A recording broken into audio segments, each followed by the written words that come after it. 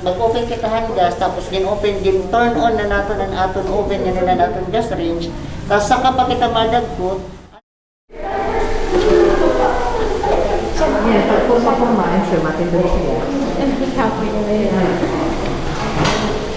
Ini mangudera nga group of individuals, amoy nihiraan diri gud masyado natataganhin mga programa. Sometimes dako na hera, waray na gud hera activities nga ginbubuhat. So this one, makakabulig hera ma-enhance pat era skills, at the same time makakabulig hapon era family.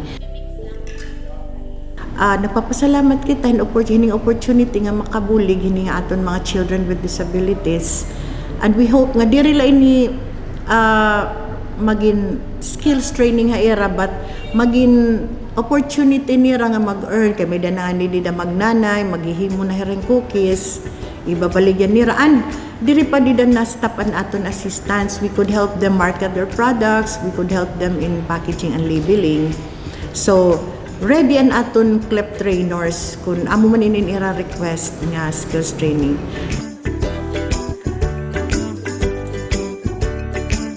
Nagpapasalamat kami Han City of Tacloban for allowing us to partner with them, kasi dako man gapin nga bulig para aton mga individuals with special needs. So diri la iniya specifically for those with autism.